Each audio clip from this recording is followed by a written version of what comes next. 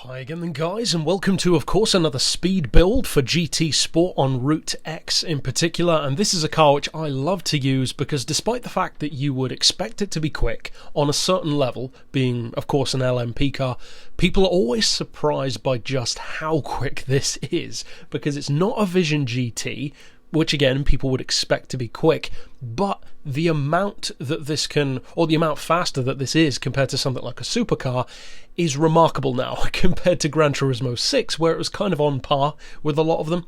Now, as far as top end speed, you can actually make it a little bit better than I have by doing the same thing that I did with one of my other tunes recently. I don't recall which one it was, but it was if you slam the back of the car completely, you can make it even quicker, but you do severely sacrifice the handling. So I would not recommend doing that for this one. We have lowered it, but just not all the way. It makes a massive difference. So you want to upgrade your power as high as it can go, also a massive amount of torque, thanks to, of course, the twin turbo diesel. As far as the as far as the weight even, you want to drop that as far as it can go.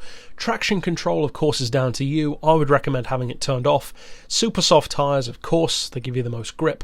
As far as the suspension, as I said, the back is lowered, but not all the way. That last 10mm makes a huge difference to stability.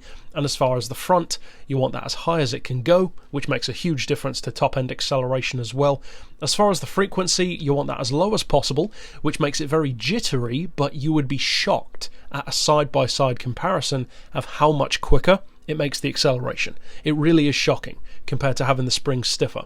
As far as the anti-roll, you want those as low as possible, likewise with the compression and rebound on the dampers, neutral camber and neutral toe as well. You want your downforce set as low as possible, of course for top-end speed.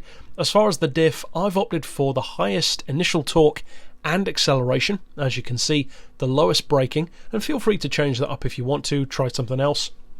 As far as the gearbox, finally, of course the most important part really, you want the fully customised transmission, an auto setting I would recommend of 249 miles per hour, then for the individual gears 2275, 1.7, 1325, 1075, 900 and 760 with a final drive of 2.3.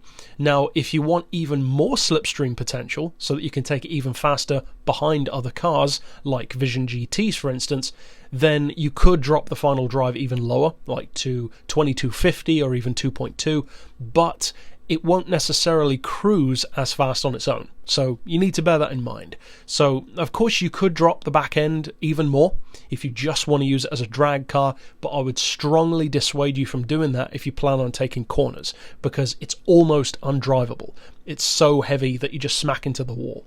So that's it for the tune. There is tons of room for variation there, but what you want to see of course is what this thing can do in action.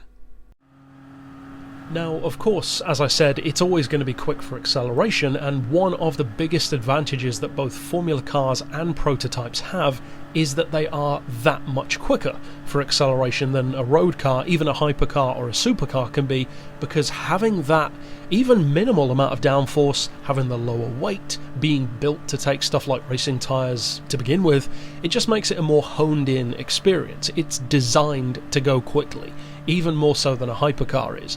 So ultimately this car can absolutely shock people. It can easily cruise at 283. As you can see here, you can get to 283 before you even reach the hill. So most other supercars take a lot longer than that to get to those kind of speeds. As far as handling, well, most of the time you're going to be leading the pack with this car, especially if slipstream is turned on weak or even turned off. So if you are out in the lead, don't worry about it, the handling's fine. If you're slipstreaming other people, you might want to take care as far as how heavy it can be because of the raised front end, but overall it's a great car, it's got a ton of potential, and even as far as slipstream, you can see from the bottom on the red line, you're nowhere near it, so you can pretty easily get this up around 300, if not even higher. So ultimately, I love using this car. I hope that you try it out and enjoy it too, and I will be doing more tunes of course like this, and speaking of which, you can click here on screen to see all of my others. But for now, as always, thanks for watching.